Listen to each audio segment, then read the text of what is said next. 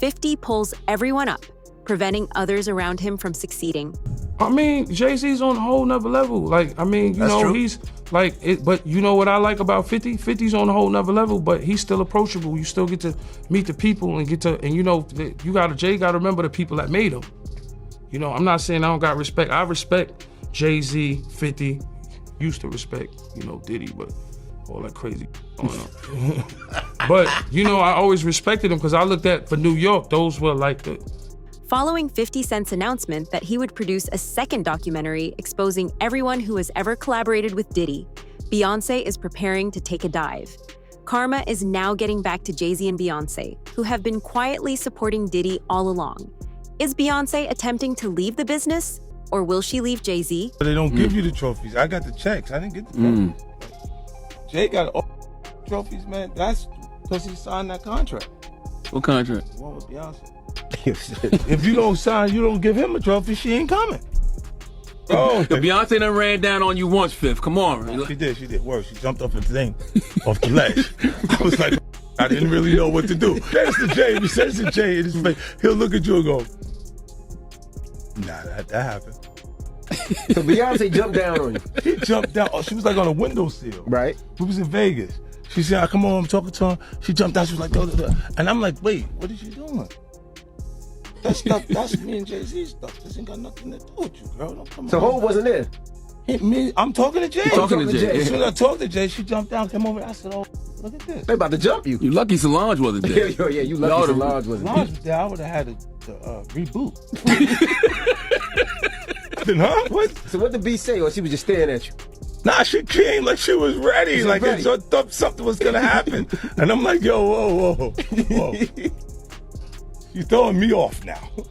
Because I don't know exactly how to respond to this. You are still Beyonce. Uh-oh. I'm seeing all this stuff going. She goes, what is this guy saying? I'm like, wait, what happened? I look at Jay, he goes, nah. You can see that Jay-Z was aware that 50 Cent would target him next. He never anticipated that 50 would have the video shown in the documentary series, and he is aware that 50 would eventually release film of him and Diddy plotting. 50 has already made this announcement. 50 allegedly has over 140 hours of video that implicates some of the most influential figures in hip-hop. We finally have 50 Cent coming out confirming that he does have more dirt on Diddy that he didn't even get to put in the 4 episodes on the Netflix Diddy documentary. And since it's 50 Cent, it's so hard telling what in the world he all has, but he said this in reference to the video footage that he got of the man recording Diddy before Diddy went to jail. And on top of all of this, he said more people came forward to him with allegations that didn't even make it into this Netflix Diddy documentary. And he alluded that he is about to drop this all on YouTube. He sat down to explain some of this on the Sherry Show yesterday, and she said, it shocked a lot of people to see this personal footage of Diddy. I know 50, the way you run. This cannot be all that you have. Is there other stuff that has not been shown? He said, yeah, well, there's some stuff that couldn't make it in because there was only 4 episodes in the Netflix Diddy documentary. And then Sherry asked 50 Cent, does this mean that there's going to be a part 2 of the Netflix Diddy documentary? And he said that he's just going to put it on YouTube. This was not the only time in this interview that this man said this. Like, he is sure on YouTube for whatever reason, and he was even laughing about it. And in my opinion, I feel like why he wants to put this on YouTube is because Netflix probably wouldn't let him put in certain things because of liability. I think this is one of the main reasons why some of the things weren't talked about in the Diddy documentary. But like I said, also, he is cut down to a certain amount of time. Netflix gave him 4 episodes, so he has to put everything in those 4 episodes. And she asked him, out of all of the people that were coming forward, have there been any new tips that you have gotten since it's been released? He said, well, yeah. Everyone starts to feel a little more comfortable when they see other people telling their truth about it. Jay-Z and 50 have long been at odds. And despite Jay-Z's best efforts to ruin 50's career, 50 has returned stronger. Now 50 is returning to get vengeance, and he and Jay-Z will defeat Beyoncé. Jay-Z and 50 have always differed in their interactions with the community. While 50 encourages everyone to achieve, Jay strives to prevent those around him from doing so. I mean, Jay-Z's on a whole nother level. Like, I mean, you know, true. He's like, but you know what I like about 50? 50's on a whole nother level, but he's still approachable. You still get to meet the people and you know, Jay got to remember the people that made him.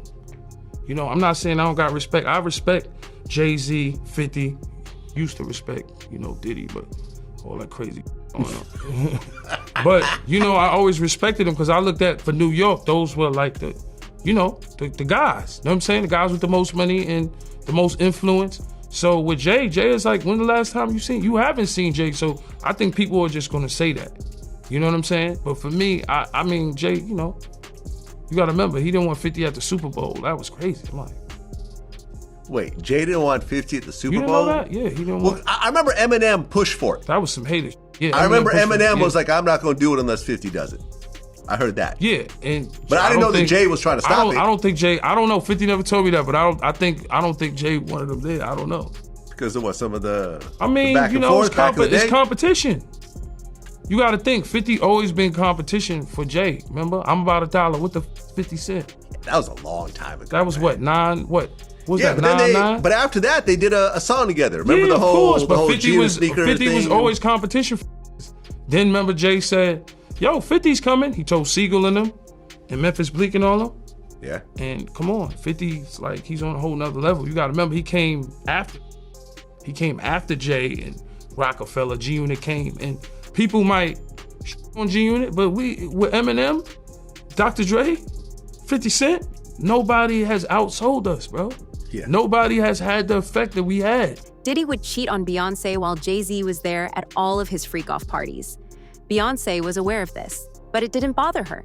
She was there with Jay-Z and Diddy. The only two individuals who were fully aware of Diddy's actions were Jay and Beyonce, but they took no action to put an end to it. Actually, they supported Diddy and assisted him in hiding his wrongdoings. Time, and Piers Morgan said it, they're not here to defend themselves. Do you think the Carters will speak about any of this? About Beyonce what's going is on? losing hundreds of thousands, millions of followers every day. And she still hasn't said anything. Just pretending like life is great in Paris. Is it her place to say something? I mean, probably not, considering she's gonna be indicted for anything she would say. These are criminals. Diddy is a drug dealer, and so is Jay-Z. The proof is there. How many up people does he have to be aware of before people see him for who he is? It seems like these artists are trying to run away from their past. Diddy changed his name multiple times to say, that's not me, I'm trying to move beyond Diddy, I'm Love now. What kind of love? Baby oil love? Baby love? Explicit love, hey! The fact that Jay-Z really shaped Beyonce into the monster she is now is the worst aspect of the problem. Everyone in the business was aware that Jay and Beyonce began dating while Beyonce was still a minor, according to Gene Deal. Growing up, Beyonce believed that Jay's treatment of her was just. That's most likely why she didn't mind if he did the same to other women. I know people in the industry, been around for a long time, was there when he first started dating Beyonce at 17, 18, he was 30-something. You didn't know his age. When I look back and see how old Jay-Z was, I think Jay-Z was born in like 69 or 67, something like that, 67 right there, 69. I think he was born in 69. Beyonce, they said she was born in 81. You understand? But back then, in 81, when we was in the club together, 98, 99, she wasn't even supposed to be in the club, but she was in the club. It was Club Eugene's, and Jay was dating her. And at that time, if you look at Jay's age, he was about 30 years old. So, isn't she still somewhat a child? To me, she is. But I guess they protect child. That's how you protect a child. You know, dating her at the age of 30-some years old, and she's 17, 18 years old. If that's her true age. We really don't know her true age because Gabrielle Union said she went to junior high school with her, and Gabrielle Union is considered 6-7 years older than Beyonce age that she getting. So we really don't know. Just to let you know how awful things were, one of the victims that Beyonce let Jay-Z create was Rihanna. This contributes to Jay and Beyonce's fear. They are aware that hundreds of victims will confront them once the floodgates open. Jaguar has been warning us about Jay-Z. Jay-Z has now had an official lawsuit. It's everywhere. It's now being talked about louder than ever. I guess, does that give you some peace to know that people are finally really questioning this man? It's emboldening me. I spoke on Piers Morgan. I said that I had 3 victims that I've been working with, victims of the Carters, that were ready to come forward. This might help them feel a little more confident now. So this is great because he's been evading. But the thing is, everyone in the backdrop knew that he was the celebrity John Doe. Everybody knew that. They knew it when I did Piers Morgan. Is Beyonce celebrity B? I hope to God not. But she was around. And she's very... she's got enough on her plate. After everything that happened with the election and everything that's happening right now, I'm not going to dump on that woman. She got better fish to fry. Well, what I will say is that her husband, she knows exactly who he is. Yeah. She knows. She knows. Jean clarified that long before the general public knew, both men were aware of power, influence, and control. He believed that visibility was the difference. Diddy was loud, ostentatious, and in the limelight all the time. Jay-Z moved in silence. He remained behind closed doors, in boardrooms, and with those who could defend him in the event that anything went wrong. It's kind of funny to me, man, is that Diddy used to hate Jay-Z. He hated Jay-Z enough when he was trying to get Ja Rule to go at Jay-Z. This is back in the early 2000s. Did Diddy always say negative things about Jay around you? The time he was trying to get Ja Rule to go at Jay, yeah, he was. They worked it out. Was there a reason behind it? I couldn't tell you the reason behind it. It was probably because Big had died. I don't know what it was, man. I don't know why he wanted Ja Rule to go at Jay. I guess if he kept them beefing or kept them into some bullshit, he could rise up in between both of them. You know what I mean? It definitely was some snake shit. According to Jean, this explains why Jay-Z seldom puts himself in difficult situations. Jay-Z established his business by restricting access and maintaining distance. But Diddy did it by being everywhere and knowing everyone. Point of view, because I know you heard the statement that, Jay lawyer came out with about how he wasn't really friends with Diddy. From your point of view, was they really friends or no? How close was Diddy and Jay-Z? They was close enough that they wasn't playing basketball, they wasn't playing baseball, they wasn't playing football, and they wasn't playing hockey or soccer for Diddy to come on stage, pat him on his ass, and then make the statement to people in the world that can't nobody call me Sean but Jay-Z. Now, I don't know what kind of statement, and I can't say, I wish I could say half a homo, but I know I can't say it, but I don't know what kind of half a homo that is, and you trying to say that you're not close to somebody. You coming on stage, patting them on their ass, and then you making a broad statement to the public, can't nobody call me Sean but Sean Carter. And I heard Jay-Z said the same thing about them. But they were so close that they had matching white girls together. Because when they used to see each other, they used to say, yo, how your skinny white girl doing? He'd be like, yo, how your skinny white girl doing? So, I guess that's a certain type of closeness. Jay-Z's friendship with Diddy was his one error. And now he is being haunted by that error. To come with Jay, the part with Jay. I go, oh shoot, like right. To us, black excellence, right? That had to be there. We getting tighter, you know what I'm saying? And united we stand, and ain't nothing else. Black excellence, they're sitting there like, yeah. It's the billionaire brunch. Like, I hate you, man. Unaware of anything going on here. This is the one time I'm gonna be with you this year. Yeah. Come on, bro. That's Look, when Jay signed his contract, the big one was with Beyonce. When he signed that contract, the marriage contract, he got trophies. Now those trophies, those fucking trophies came rolling in, buddy. He started getting Grammys left and right, man. I mean, look, if you look at his career, This guy. Wow. You're gonna let him say that? Jay was getting Grammys. He had one. Exactly. He had one. And he ain't show up. He has like 20 now. Hold on. He had like 18 since he's been down. Look, he had one, bro. Hard Knock Life. Hold on. You're not wrong. He was one. At the same time. After that, he got them shits. He's like drinking. His pictures with him like thinks the cup.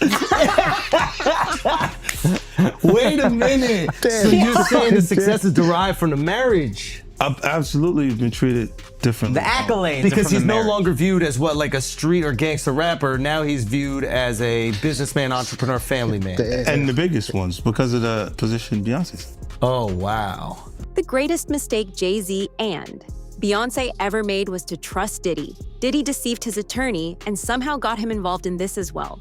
As long as he escapes, Diddy doesn't give a damn about what happens to others around him. Diddy really screwed over Mark Agnifilo. I gotta say, this is awful that Diddy owes his life to Mark Agnifilo, literally his life, because he could have gotten life in prison were it not for Mark Agnifilo, his defense lawyer, who had a brilliant strategy. And Diddy screwed him over when he hired this videographer to chronicle his life without telling Mark Agnifilo that when Diddy and Mark were on the phone, this videographer was recording what Mark clearly expected to be an attorney-client privileged relationship. Now, it is true that the client holds that privilege, the lawyer doesn't, but Mark's clear expectation was that this was a private conversation. These were private conversations, and that he and Diddy could talk openly, and Mark could talk to Diddy not just as a client, but as a person, and try to guide him in a time leading up to his arrest. And unbeknownst to Mark Agnifilo, Diddy has got this guy recording the conversation as he's sitting there saying, "You are screwing this up, you are messing up this case, we're losing." And knowing that that's on tape, and it's almost like he's performing for the camera and not telling Mark what's going on. Jay-Z is allegedly attempting to halt the documentary that is being made against him by filing a cease and desist. He and Diddy claim that 50 unlawfully acquired the video. But here's the deal. 50 lawfully purchased all of his footage. He was aware that Diddy was filming a documentary that he intended to broadcast after he was released. Puffy's attempt to defraud his cameraman was his solitary error. Puffy failed to compensate his editor. 50 Cent then made the decision to intervene and purchase the video. I'm getting it, it's your bonds. Yo, man, how 50 get, blah, blah, blah. Yo, Puff, take this self doing that. Let me explain something to y'all. All right, whether it's NDAs, whether it's whatever. When these young boys come in, first of all, he only deal with young videographers because he want to rob them, and he know that they want the opportunity to follow Puff Daddy, P. Diddy. They want that opportunity. So they get him at a low price anyway. But when you stay out so many hours a day, Puff wants a videographer with him 24 hours a day on call. Whether we on a yacht, whether we on a ship, wherever we at, he wants to videotape that, right? So now, they come to agreement. They come to whatever the pay is gonna be. But then it be so many hours on that invoice that he don't want to pay. He gets in touch with the office.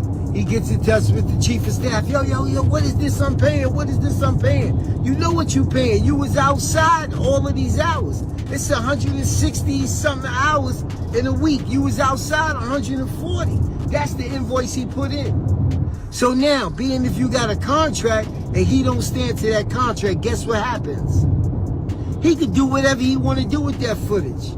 So now that footage goes to the highest bidder.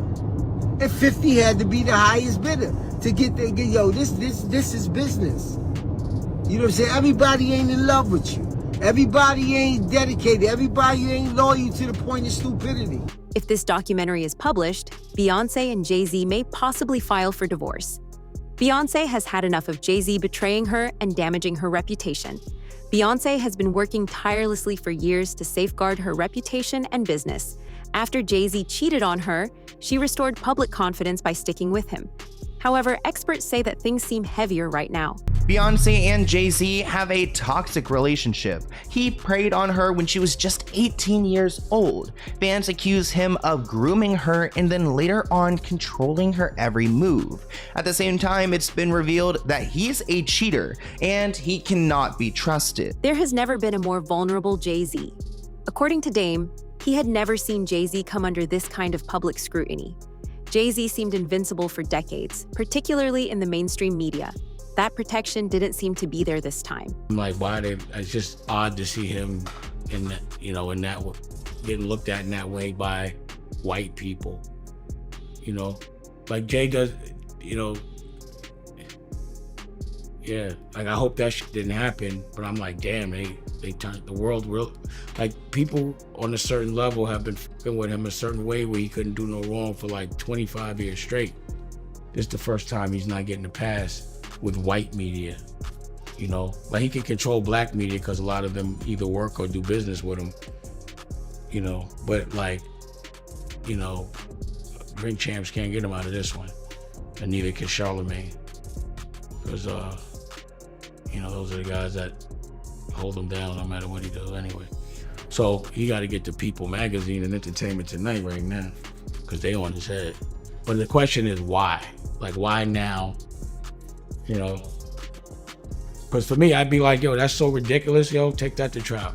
You're not gonna win. Let's get a deposition or something,